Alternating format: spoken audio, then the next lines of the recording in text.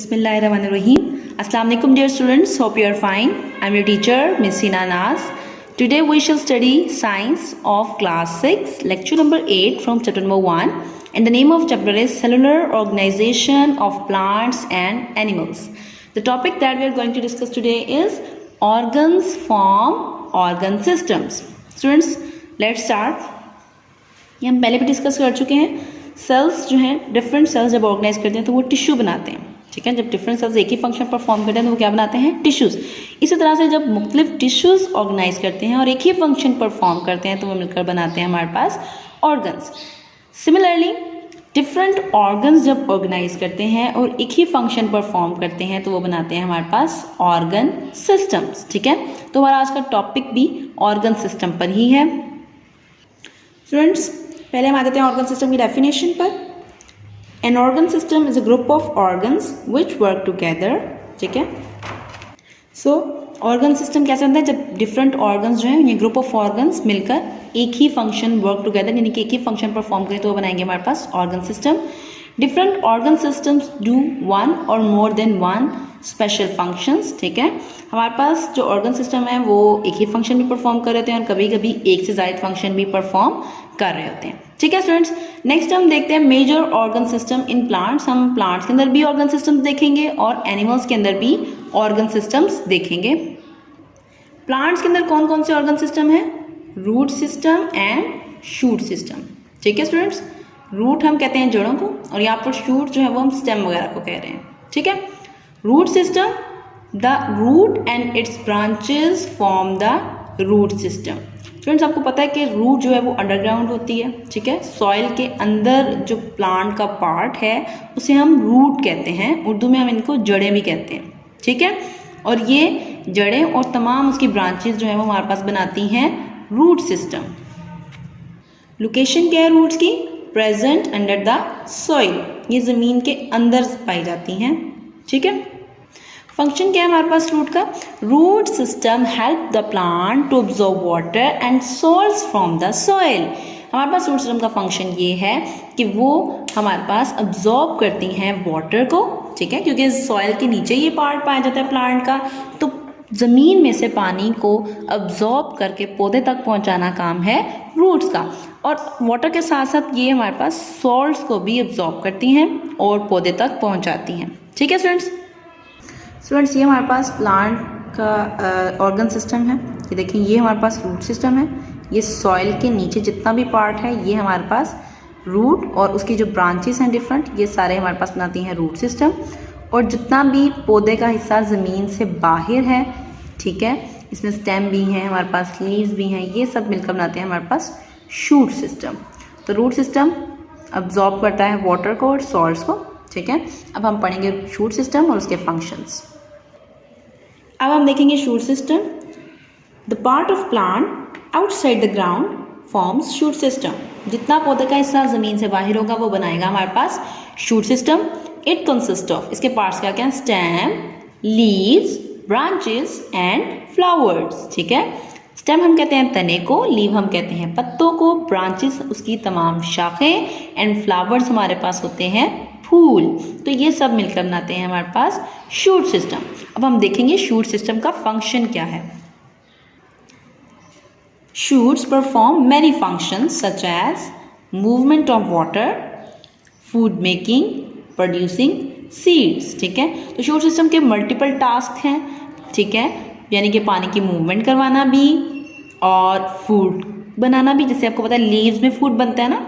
ठीक है, और फ्लावर्स में बनते हैं सीड, फ्लावर्स से बनते हैं सीड्स. ठीक है, तो क्योंकि उसके पार्ट्स डिफरेंट हैं इसलिए उन पार्ट्स का फंक्शन भी डिफरेंट है. तो शूट सिस्टम के अंदर हमारे पास फंक्शंस मैनी होते हैं, यानी कि बहुत ज़्यादा फंक्शंस वो परफॉर्म कर रहे होते हैं. यहाँ पर हमारा प्लांट ऑर्गन सिस्टम जो थे वो कंप्लीट हो गए हैं. अब हम स्टार्ट करेंगे एनिमल्स ऑर्गन सिस्टम. हम स्टार्ट करें अब ह्यूमन ऑर्गन सिस्टम.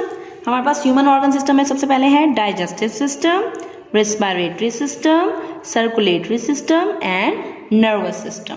ठीक है स्टूडेंट्स, हमारे पास ह्यूमन ऑर्गन सिस्टम जो हम पढ़ने जा रहे हैं वो 4 हैं. ठीक है, digestive system, respiratory system, circulatory system and nervous system. अब हम स्टार्ट करते हैं डाइजेस्टिव सिस्टम से। This organ system consist of mouth, food pipe, stomach, intestine and liver. ठीक है, डाइजेस्टिव सिस्टम के हम कहते हैं निज़ाम हज़म को। ठीक है, जिसकी मदद से हम खुराक को हज़म करते हैं।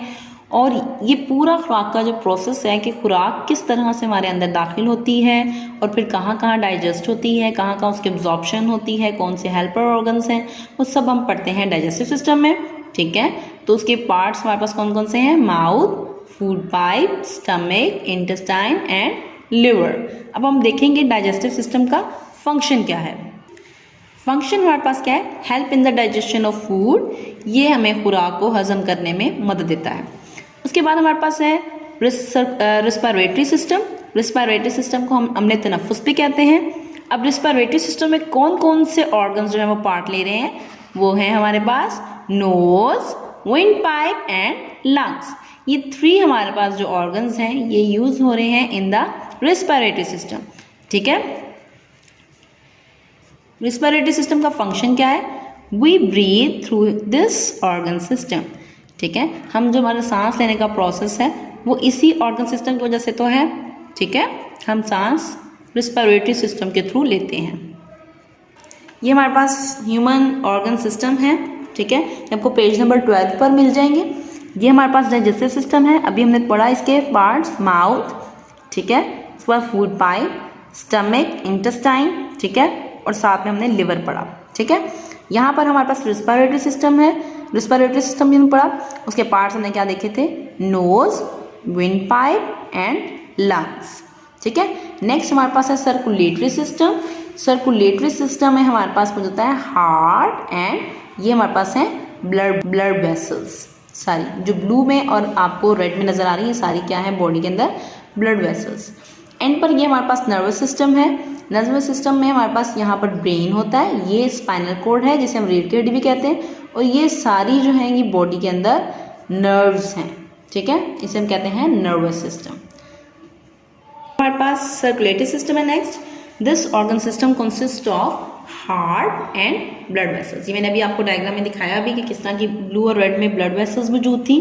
ठीक है, और हार्ट भी मौजूद था। इसका फंक्शन क्या है? It circulate the blood with in the body. इसकी वजह से पूरी बॉडी के अंदर ब्लड सर्कुलेट करता है। The blood carries material with it, और इसके साथ साथ हमारे पास जो ब्लड है वो ऑक्सीजन की ट्रांसपोर्ट भी करवाता है सर्कुलेटरी सिस्टम के थ्रू। स्टूडेंट्स, लास्ट पर हमारे पास है nervous system. It consist of brain, spinal cord and nerves. ठीक है, दिमाग पर, रीढ़ की हड्डी पर और साथ में नर्व्स पर मुश्तमिल होता है ये। ठीक है, इसका फंक्शन क्या है?